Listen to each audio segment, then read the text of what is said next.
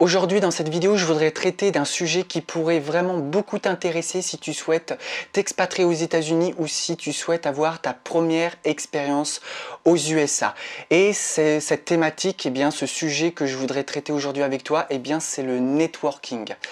Alors tout d'abord, ne prends pas forcément argent comptant de tout ce que je vais te dire, c'est tout simplement moi, mon opinion que j'ai pu constater sur le networking lorsque j'ai passé mon année au pair aux États-Unis et ainsi tous les témoignages que j'ai pu recueillir des gens qui soit ont vécu par le passé aux États-Unis ou qui y vivent toujours. Et donc voilà, cette vidéo va être vraiment un recueil de tout ce que j'ai pu vivre aux États-Unis et de ce que les autres m'ont dit sur le networking en général aux États-Unis.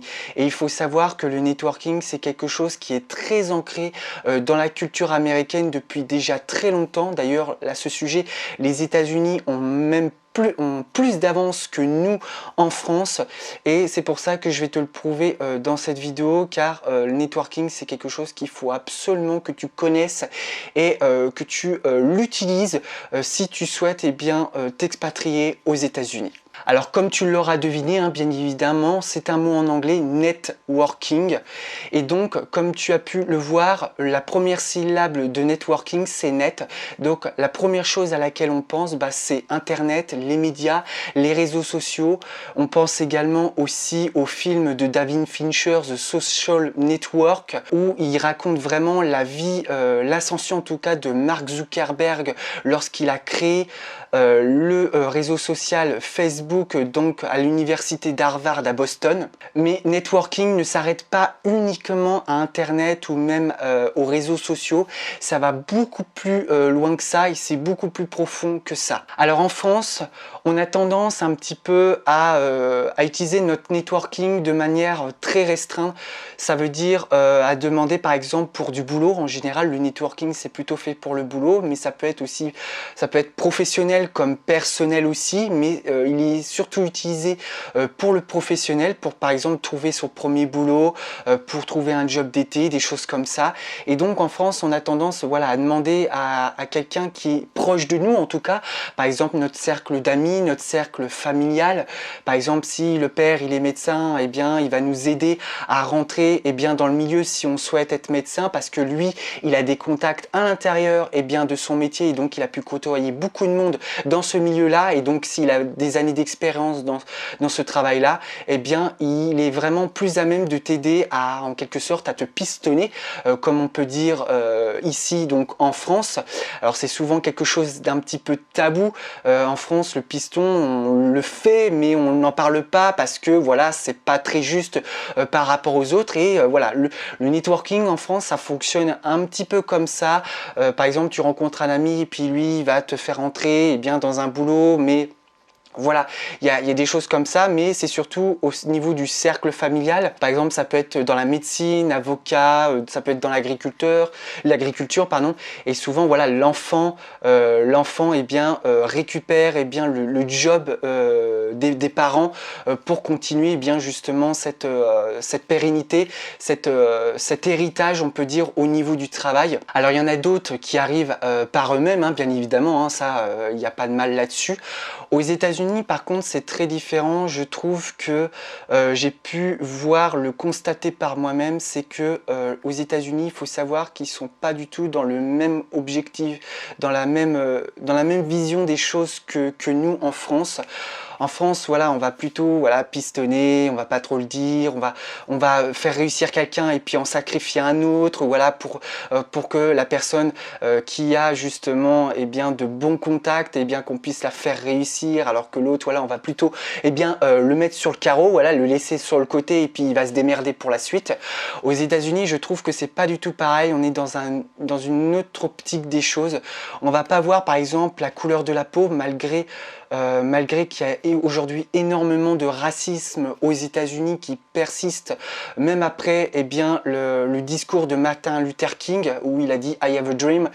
Et malgré ça, il y a encore beaucoup de racisme aux États-Unis, mais il y a ce management, je trouve, où, qui va au-delà des origines de la personne, qui va au-delà de la religion, qui va au-delà aussi de la couleur de peau. Et en fait, on donne la chance aux gens qui se donnent eux-mêmes les moyens pour pouvoir y arriver. Et c'est ça qui fait, je trouve, la différence avec la France. C'est que vraiment les États-Unis, et on le voit encore même aujourd'hui, et on répète aussi le rêve américain, parce que le rêve américain, c'est quoi? C'est pas juste l'argent, les paillettes, le tourisme, c'est surtout parce qu'on donne la chance aux gens. On leur donne en fait la chance malgré qu'ils soient comme ci, qu'ils soient comme ça.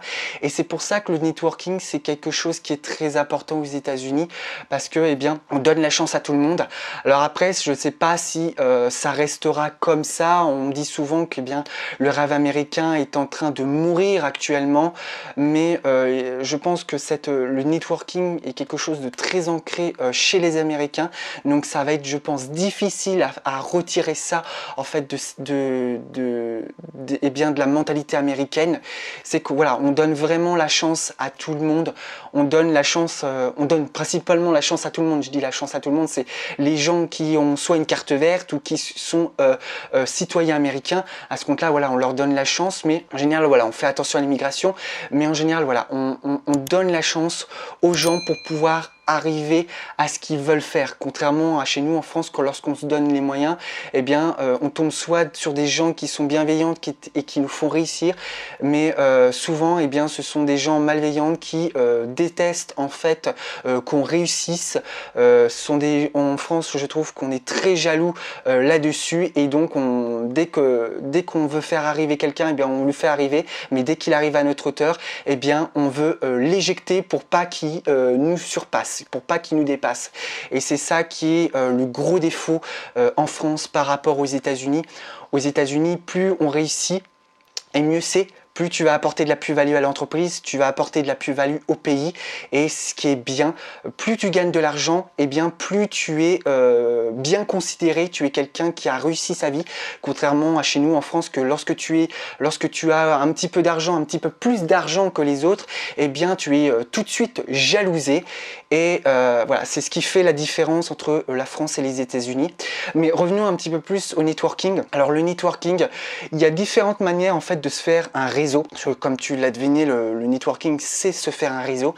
Le réseau, voilà, c'est Internet aujourd'hui, mais c'est pas forcément que Internet.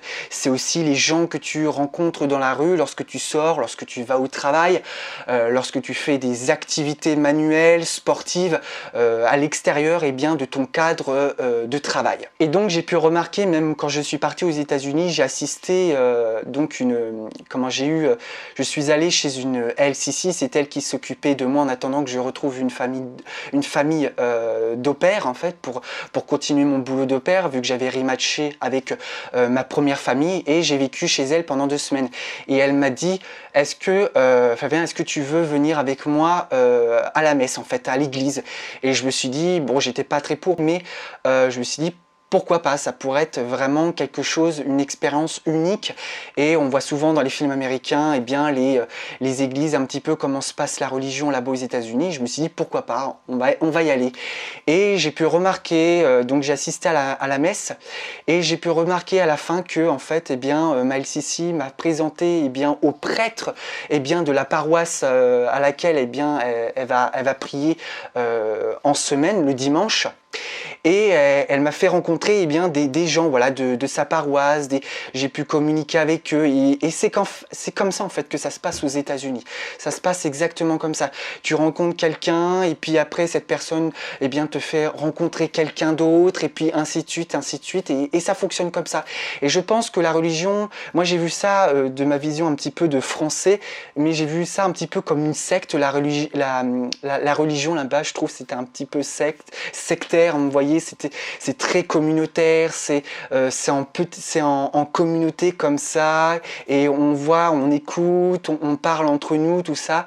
Et mais là-bas, je pense qu'ils se servent de la religion aussi, et bien de leur paroisse pour pouvoir communiquer avec les autres, pour pouvoir vraiment se faire des contacts et bien par la même occasion se faire un réseau. Et je pense que la religion, la paroisse, les communautés comme ça aux États-Unis permettent de se faire ce networking, de se faire ce réseau-là. Ça fait partie d'un des éléments. Il n'y a pas que la religion ou que la paroisse, mais ça peut être un élément, un facteur qui peut jouer pour pouvoir se faire un réseau aux États-Unis. Comme je te l'ai dit précédemment, tu as plein de moyens justement pour te faire un réseau. Il y a Internet, il y a également tout ce qui est activité par exemple musicale, sportive, au niveau du travail où tu peux te faire un réseau. Ça peut vraiment t'aider aux États-Unis par rapport au réseau, contrairement à chez nous où on est un petit peu individualiste, on va dire. Aux États-Unis, c'est très communautaire. Je pense que tu peux le voir même dans les films. C'est très communautaire. On voit les quartiers, les quartiers résidentiels. C'est très, ouais. Je vais encore le dire, mais c'est très communautaire. Et donc voilà, les Américains s'aident entre eux un petit peu, vu qu'il y a, je peux caractériser ça parce qu'il y a très peu d'aide. Il n'y a pas les allocations familiales, il n'y a pas l'aide, je crois qu'il y a l'aide un petit peu au chômage, mais ça reste pour certains cas est très fermé, très restrictif. Donc il n'y a pas autant d'aide que chez nous en France. Et c'est pour ça que je pense qu'il y a énormément d'aide aux États-Unis. Il y a énormément de communautés et c'est ce qui fait que ça développe en fait le networking, cette communauté, et donc ça peut vraiment t'aider professionnellement et sur le côté professionnel et sur le côté personnel aussi. Et donc ce réseau va vraiment pouvoir te permettre de te faire un réseau professionnellement et personnel. Donc ce réseau là tu peux le faire partout, comme je viens de te le dire. Ça peut être par exemple si tu pratiques un instrument de musique, si tu pratiques par exemple un sport, ça arrive beaucoup, il y a beaucoup de salles de sport aux États-Unis. Je parle les salles de sport par exemple le fitness, les salles de musculation où les gens discutent, et c'est comme ça que tu vas pouvoir te faire un réseau. Tu peux également te faire un réseau au travail, c'est très important ça, le travail aussi, ça peut t'aider à arriver justement peut-être à un job que tu pensais pas être accessible dans l'immédiat ou même dans ta vie future, ta vie en général, et pourtant tu rencontres quelqu'un qui va changer ta vie, qui va pouvoir te permettre de réussir peut-être à ce poste que tu voulais avoir. Et c'est comme ça en fait que ça fonctionne, le réseau, le networking là-bas aux États-Unis. Il suffit d'une seule personne pour que ça puisse changer ta vie. Voilà un petit peu tout ce que je voulais te dire sur le networking aux États-Unis. Voilà, c'est quelque chose, comme tu as pu le voir, c'est quelque chose qui est très ancré dans la culture américaine. Ça fait partie des États-Unis. Voilà, c'est ancré en eux, c'est comme ça. Et puis, je trouve que les Américains sont beaucoup plus abordables que chez nous en France. Lorsqu'on demande de notre chemin à quelqu'un, voilà, les gens ils sont très contents. Au contraire, ils veulent bien t'aider. Ils prennent le temps de t'expliquer, par exemple, si tu t'es perdu ou si tu as besoin d'aide, des choses comme ça. Et contrairement à chez nous, où quand tu vas voir quelqu'un dans la rue, il va se dire c'est qui celui-là, pourquoi il me parle quoi. Et les gens sont limite agressifs. Et aux États-Unis, j'ai pas du tout ressenti ce genre de choses. Il y a même des gens qui sont venus me voir lorsque j'étais perdu, lorsque j'avais besoin d'aide. Les gens viennent te voir aux États-Unis. Les gens sont beaucoup plus, je trouve, sympathiques. Sont beaucoup plus abordables, et il y a moins, je trouve, cette agressivité qu'il y a chez nous en France. Et ça peut par exemple développer un réseau aussi, le fait de se balader, de faire du tourisme aussi, ça peut beaucoup aider. Donc voilà un petit peu pour t'expliquer le networking aux États-Unis. Si tu as aimé cette vidéo, n'hésite pas à mettre un pouce bleu, à commenter si tu as envie, et surtout le plus important, n'hésite pas à cliquer sur le bouton s'abonner qui est juste en dessous de la vidéo et d'activer la cloche pour être au courant de mes prochaines vidéos. Et nous, on se dit à la prochaine fois dans une prochaine vidéo.